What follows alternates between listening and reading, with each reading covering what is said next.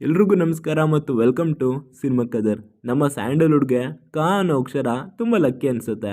ಯಾಕಂದರೆ ಕ ಅಕ್ಷರವಿರುವ ಟೈಟಲ್ ಇರುವ ಬಹುತೇಕ ಸಿನಿಮಾಗಳು ಸೂಪರ್ ಡೂಪರ್ ಹಿಟ್ ಆಗಿವೆ. ಹಾಗಾದರೆ ಕ ಅಕ್ಷರದಿಂದ ಬಂದ ಯಾವ್ಯಾವ ಸಿನಿಮಾಗಳು ಸೂಪರ್ ಡೂಪರ್ ಹಿಟ್ ಆಗಿವೆ ಅನ್ನೋದನ್ನ ಇವತ್ತಿನ ವಿಡಿಯೋದಲ್ಲಿ ನೋಡ್ಕೊಂಬರೋಣ ಬನ್ನಿ. ನಂಬರ್ 1 ಕಾಟೇರ. 2023ರ ಕೊನೆಯಲ್ಲಿ ಬಿಡುಗಡೆಯಾದ ಚಾಲೆಂಜಿಂಗ್ ಸ್ಟಾರ್ ದರ್ಶನ್ ಅಭಿನಯದ ಕಾಟೇರ ಸಿನಿಮಾ ಬಾಕ್ಸ್ ಆಫೀಸ್ನಲ್ಲಿ ಧೂಳೆಬ್ಬಿಸ್ತಿದೆ. ಸಿನಿಮಾಗೆ ಕನ್ನಡಿಗರು ಮಾತ್ರವಲ್ಲದೆ ಪರಭಾಷಾ ಪ್ರೇಕ್ಷಕರು ಕೂಡ ಕಾಟೇರ ಸಿನಿಮಾಗೆ ಜೈಕಾರ ಹಾಕಿದ್ದು ಉಂಟು. ಸಿನಿಮಾ ಬಿಡುಗಡೆ ಆಗೋದಿಲ್ಲಿಂದ ಇಲ್ಲಿವರೆಗೂ ಪ್ರತಿದಿನ ಬಾಕ್ಸ್ ಆಫೀಸ್ ಕಲೆಕ್ಷನಲ್ಲಿ ಹಿನ್ನಡೆ ಆಗಿದೆಯಲ್ಲ ಸ್ವಾಮಿ. ಅಪ್ಪಟ ಕನ್ನಡ ಸಿನಿಮಾ ಅಂತಲೇ ಅಖಾಡಕ್ಕೆ ಇಳಿದಿದ್ದ ಈ ಸಿನಿಮಾ ಸದ್ಯ ಬಾಕ್ಸ್ ಆಫೀಸ್ ದೋಚುತ್ತಿದೆ. ಸಿನಿಮಾದಲ್ಲಿ ನಟ ದರ್ಶನ್ ತಮ್ಮ ಪಾತ್ರಕ್ಕೆ ಅಕ್ಷರಂ ಜೀವಿಸಿದ್ದು ಕಥೆಯ ಗೇಜ್ ಅರಿತು ಹಾಗೂ ತಮ್ಮ ಇಮೇಜ್ನ ಪಕ್ಕಕ್ಕಿಟ್ಟು ಈ ಸಿನಿಮಾವನ್ನು ಮಾಡಿದ್ದಾರೆ. Number 2 KGF. 2018ರಲ್ಲಿ ತೆರೆಕಂಡ KGF ಚಾಪ್ಟರ್ 1 ಇಡೀ ದೇಶವೇ ಕನ್ನಡ ಚಿತ್ರರಂಗದತ್ತ ತಿರುಗಿ ನೋಡುವಂತೆ ಮಾಡಿತ್ತು. ಈ ಸಿನಿಮಾದ ಮೂಲಕ ನಟ ಯಶ್ ಪ್ಯಾನ್ ಇಂಡಿಯಾ ಸ್ಟಾರ್ ಆಗಿ ಹೊರಹೊಮ್ಮಿದ್ರು. ಕನ್ನಡ, ತೆಲುಗು, ಹಿಂದಿ, ತಮಿಳು ಹಾಗೂ ಮಲಯಾಳಂ ಭಾಷೆಯಲ್ಲಿ ಬಿಡುಗಡೆಯಾಗಿದ್ದ ಈ ಸಿನಿಮಾ ಬರೋಬ್ಬರಿ 250 ಕೋಟಿ ರೂಪಾಯಿ ಗಳಿಸಿತ್ತು.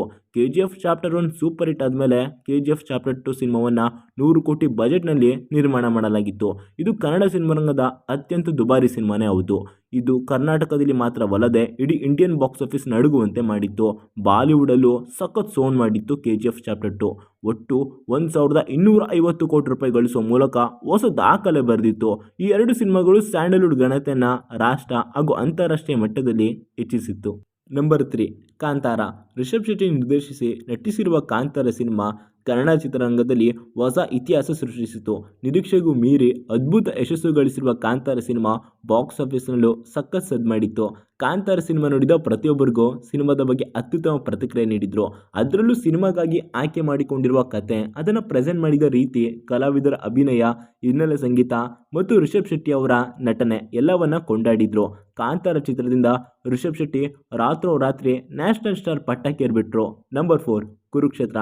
ಕನ್ನಡದ ಅತ್ಯಂತ ಅದ್ದೂರಿ ಪೌರಾಣಿಕ ಸಿನಿಮಾವನ್ನು ಕುರುಕ್ಷೇತ್ರವನ್ನು ಶಾಸಕ ಮುನಿರತ್ನ ನಿರ್ಮಿಸಿದ್ರು. ನಾಗಣ್ಣ ನಿರ್ದೇಶಿಸಿರುವ ಈ ಸಿನಿಮಾದಲ್ಲಿ ಚಾಲೆಂಜಿಂಗ್ ಸ್ಟಾರ್ ದರ್ಶನ್ ದುರ್ಯೋಧನನಾಗಿ ನಟಿಸಿದ್ರು. ಇದು ದರ್ಶನ್ ರವರ 50ನೇ ಸಿನಿಮಾ. ರೆಬಲ್ ಸ್ಟಾರ್ ಅಂಬರೀಷ್ ಭೀಷ್ಮನಾಗಿ, ರವಿಚಂದ್ರನ್ ಕೃಷ್ಣನಾಗಿ, ಅರ್ಜುನ್ ಸರ್ಜಾ ಕರ್ಣನಾಗಿ ಮತ್ತು ನಿಖಿಲ್ ಕುಮಾರಸ್ವಾಮಿ ಅಭಿಮಾನಿ ಆಗಿ ನಟಿಸಿದ್ದು ಮೇಘನ ರಾಜ್ ಭಾನುಮತಿ ಪಾತ್ರದಲ್ಲಿ ಮತ್ತು ಖ್ಯಾತ ತಮಿಳು ನಟಿ ಸ್ನೇಹಾ ಕೂಡ ದ್ರೌಪದಿ ಪಾತ್ರದಲ್ಲಿ ಅಭಿನಯಿಸಿದ್ರು. ಕುರುಕ್ಷೇತ್ರ ಸಿನಿಮಾವನ್ನು ಬರೋಬ್ಬರಿ 50 ಕೋಟಿ ರೂಪಾಯಿ ವೆಚ್ಚದಲ್ಲಿ ನಿರ್ಮಿಸಲಾಗಿತ್ತು. ಸಿನಿಮಾ 110 ಕೋಟಿ ರೂಪಾಯಿ ಗಳಿಕೆಯನ್ನು ಕೂಡ ಕಂಡಿತ್ತು. ನಂಬರ್ 5 ಕೆಂಪೇಗೌಡ. 2011ರಲ್ಲಿ ಬಿಡುಗಡೆಯಾದ ತಮಿಳಿನ ಸಿಂಗಂ ಸಿನಿಮಾದ ರೀಮೇಕ್ ಆದ ಕೆಂಪೇಗೌಡ ಸಿನಿಮಾ ಕೂಡ ಸೂಪರ್ ಹಿಟ್ ಆಗಿತ್ತು.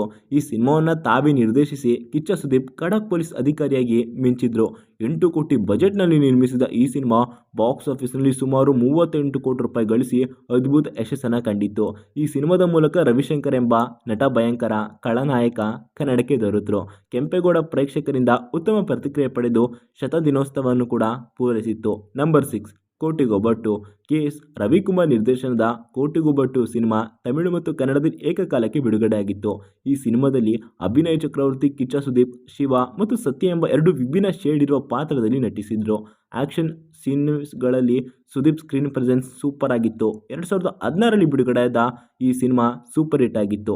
Number 7 Kirataka. Rocking star cine ಕೆರಿಯರ್ಗೆ ದೊಡ್ಡ ತಿರುವು ನೀಡಿದ ಸಿನಿಮಾ ಕಿರಾತಕ. ತಮಿಳು ಸಿನಿಮಾದ ರೀಮೇಕ್ ಆಗಿದ್ದ ಈ ಸಿನಿಮಾವನ್ನು ಕನ್ನಡದ ನೇಟಿವಿಟಿಗೆ ತಕ್ಕಂತೆ ನಿರ್ದೇಶಕ ಪ್ರದೀಪ್ ರೀಮೇಕ್ ಕೂಡ ಮಾಡಿದ್ರು. ಬಾಕ್ಸ್ ಆಫೀಸ್ನಲ್ಲಿ ಕಿರಾತಕ ಸಿನಿಮಾ ದೊಡ್ಡ ಹಿಟ್ ಆಗಿದ್ದಲ್ಲದೆ ಯಶ್ಗೆ ಬಿಗ್ ಬ್ರೇಕ್ ನೀಡಿತ್ತು. ರಾಜ್ಯದ 20 ಚಿತ್ರಮಂದಿರಗಳಲ್ಲಿ 50 ದಿನ ಪೂರೈಸಿದ ಈ ಸಿನಿಮಾ ಕೆಲ ಚಿತ್ರಮಂದಿರಗಳಲ್ಲಿ ಸೆಂಚುರಿ ಬಾರಿಸಿದ್ದು ಉಂಟು. ಈ ಸಿನಿಮಾದಲ್ಲಿನ ಯಶ್ ಅವರ ಹಳ್ಳಿಯದನ ಪಾತ್ರಕ್ಕೆ ಪ್ರೇಕ್ಷಕ ಪ್ರಭುಗಳು ಫಿದಾ ಆಗಿದ್ರು. Number 8 Krishnan love story. Shashank ನಿರ್ದೇಶನದ ಕೃಷ್ಣನ್ ಲವ್ ಸ್ಟೋರಿ ಸಿನಿಮಾ ಕೂಡ ಸೂಪರ್ ಹಿಟ್ ಆಗಿತ್ತು. ಈ ಸಿನಿಮಾದಲ್ಲಿ ಅಜಯ್ ರಾವ್ ನಾಯಕನಾಗಿ ಹಾಗೂ ರಾಧಿಕಾ ಪಂಡಿತ್ ನಾಯಕಿಯಾಗಿ ನಟಿಸಿದರು.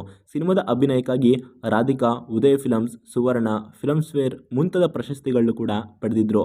ಈ ಸಿನಿಮಾ ಯುವತಿಯೊಬ್ಬಳು ಬಡತನ, ಬದುಕು ಮತ್ತು ಪ್ರೀತಿಗಳ ಸುಳಿಯಲ್ಲಿ ಸಿಲುಕಿ ಕೊನೆಗೆ ದುರಂತ ಅಂತ್ಯ ಕಥೆ ಎಣೆಯಲಾಗಿತ್ತು.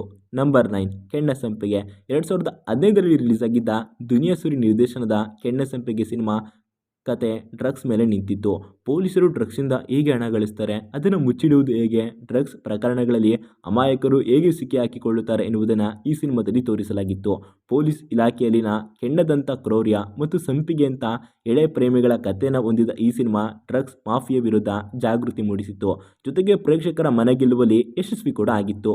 ನಂಬರ್ 10 ಕ್ರಾಂತಿವೀರ ಸಂಗೊಳ್ಳಿ ರಾಯಣ್ಣ. ಕ್ರಾಂತಿವೀರ ಸಂಗೊಳ್ಳಿ ರಾಯಣ್ಣ ಸಿನಿಮಾ ಮೂಲಕ ದರ್ಶನ್ ಮೊದಲ ಬಾರಿಗೆ ಐತಿಹಾಸಿಕ ಸಿನಿಮಾದಲ್ಲಿ ನಟಿಸಿದರು. ಕಿತ್ತೂರಿನ ಸ್ವಾತಂತ್ರ್ಯದ ಕಿಚ್ಚನ್ನು ಈ ಸಿನಿಮಾ ಬಿತ್ತರಿಸಿತ್ತು. ಭಾರತದ ಪ್ರಥಮ ಸ್ವಾತಂತ್ರ್ಯ ಸಂಗ್ರಾಮ, ಆಂಧ್ರದಲ್ಲಿ ಸೈರ ನರಸಿಂಹಾರೆಡ್ಡಿ ಹೋರಾಟಕ್ಕೂ ಮೊದಲೇ ಬ್ರಿಟಿಷರ ವಿರುದ್ಧ ತೊಡೆತಟ್ಟಿದ ಸೇನಾನಿ ರಾಯಣ್ಣನ ಬದುಕನ್ನು ಸಿನಿಮಾ ಮನೋಜ್ಞವಾಗಿ ಬಿತ್ತರಿಸಿತು ಕಣ್ರಿ. ದರ್ಶನ್ ಸಿನಿ ಕೆರಿಯರ್ನಲ್ಲಿ ಬರೋಬ್ಬರಿ 30 ಕೋಟಿ ಬಂಡವಾಳ ಹೂಡಿದ ಮೊದಲ ಸಿನಿಮಾ ಇದಾಗಿತ್ತು. ದರ್ಶನ್ ರಾಯಣ್ಣನಾಗಿ ಮಿಂಚಿದ ಈ ಸಿನಿಮಾ ಬಾಕ್ಸ್ ಆಫೀಸ್ನಲ್ಲಿ 50 ಕೋಟಿಗೂ ಅಧಿಕ ಗಳಿಸಿತ್ತು. ಈ ಮೇಲಿನ ಸಿನಿಮಾಗಳು ಮಾತ್ರವಲ್ಲದೆ ಕಾ ಅಕ್ಷರದಿಂದ ಇನ್ನೂ ಹಲವು ಕನ್ನಡ ಸಿನಿಮಾಗಳು ಸೂಪರ್ ಹಿಟ್ ಆಗಿವೆ. ಇದೇ ರೀತಿಯಾದ ಎಲ್ಲ ಸಿನಿಮಾಗಳು ಕೂಡ ನಾವು ನಮ್ಮ FB ಇನ್ಸ್ಟಾ ಪೇಜ್ಗಳಲ್ಲೂ ಕೊಡ್ತಾ ಇರ್ತೀವಿ. ನೀವು ಅಲ್ಲೂ ಕೂಡ ನಮ್ಮನ್ನು ಫಾಲೋ, ಲೈಕ್, ಶೇರ್ ಮಾಡೋ ಮೂಲಕ ಪ್ರೋತ್ಸಾಹಿಸ್ಬೋದು. ಮತ್ತೊಮ್ಮೆ ಸಿಗೋಣ. Signing off, Shashi.